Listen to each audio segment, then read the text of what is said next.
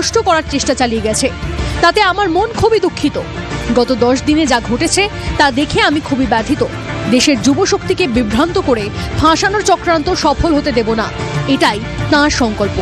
যন্তর মন্তর সহ সারা দেশে যা ঘটছে, দেশ বিরোধী শক্তি যাতে এর লাভ তুলতে না পারে, যাতে পড়ুয়াদের ভবিষ্যৎ আইনি প্যাচে না জড়ায়, তারা যাতে পড়াশোনার সময় দিতে পারে, ভবিষ্যৎ গড়ার দিকে নজর দেয়, সব দিক বিবেচনা করে পদত্যাগপত্র প্রধানমন্ত্রীকে পাঠান সম্বলপুরের সাংসদ।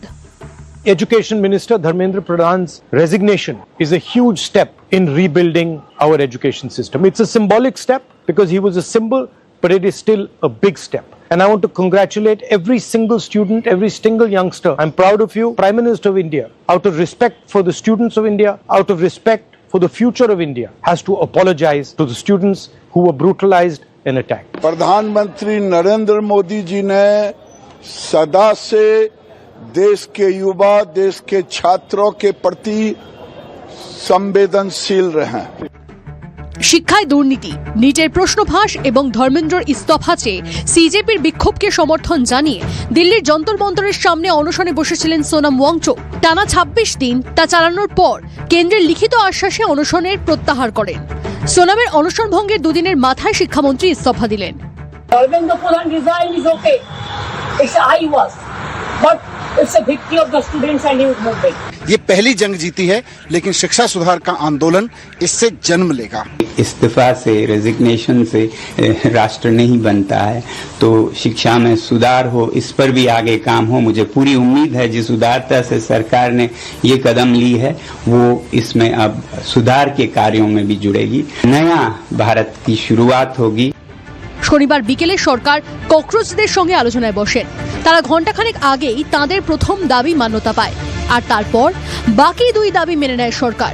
তাতেই আন্দোলন তুলে নেওয়ার ঘোষণা আরশোলাদের। Bureau report, TV9 Bangla. 3টি দাবি পূরণ হয়েছে, আন্দোলন প্রত্যাহার ককরোচ জনতা পার্টি।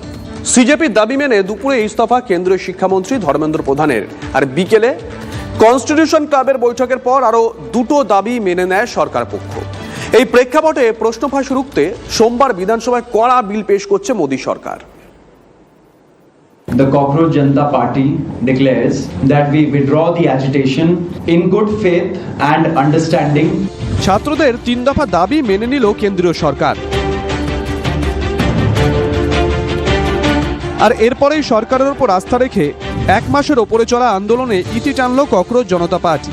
নিট প্রশ্ন ফাঁস কাণ্ডে মে মাসে প্রতিবাদের সূচনা, এরপর জুনে যন্তর মন্তরে আন্দোলন শুরু। 28 জুন সোনাম ওয়াংচুক অনশন শুরু করেন। সোমবার চলো সংসদ কর্মসূচিতে অশান্তির ঘটনা ঘটে। বৃহস্পতিবার সরকার ও আন্দোলনকারীদের মধ্যে বৈঠক হয়। সেদিন রাতে যুব সমাজের উদ্দেশ্যে বার্তা দেন প্রধানমন্ত্রী। পরদিনই কেন্দ্রীয় শিক্ষা সচিবকে অপসারিত করা হয়। শুক্রবার ফের সরকার আর আন্দোলনকারীদের বৈঠক হয়।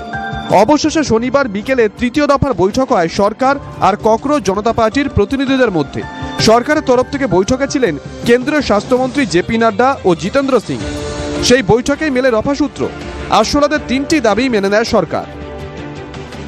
फ्यूचर में भी जो ऑर्गेनाइजर्स हैं और प्रोटेस्टर्स हैं उनका इस एक्टिविटी के लिए कोई भी उन पर आगे केस नहीं होगा, इस बात को हम लोगों ने माना है। कंपनसेशन के बारे में सरकार ने, प्रधानमंत्री मोदी जी अत्यंत सहानुभूति के साथ हम सब लोगों ने कहा है कि honourable compensation according to the rules and regulations whatever maximum will be possible that will be given to them.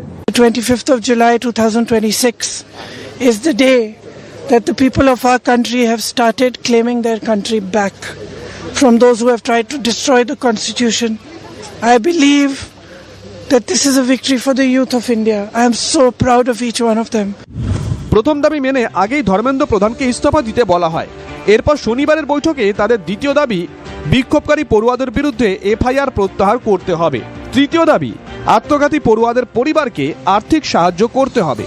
বাকি 2টো দাবি মেনে নেওয়া হলো সরকারের পক্ষ থেকে। जो हम लोगों की दूसरी मांग थी कि सारे FIRs जो सारे प्रोटेस्टर्स के खिलाफ फाइल किए गए हैं अभी तक, सिर्फ दिल्ली में नहीं लेकिन सारे बीजेपी रूल्ड और बीजेपी एलाइड स्टेट्स में, वो FIRs विड्रॉ हो जाए, ये भी हमारी सेकंड मांग थी। सरकार ने वो मांग को भी मान लिया है। कि ट्यूसडे तक जो गारंटी है सरकार के तरफ से इन राइटिंग ये एफआईआर्स के बारे में और एनी फ्यूचर एक्शन के बारे में वो हमें मिल जाएगी। অবশেষে মোদী সরকারের তরফে গ্যারান্টি পাওয়ার পরেই আন্দোলন প্রত্যাহারের ঘোষণা করে CJP. Bureau report, TV9 Bangla.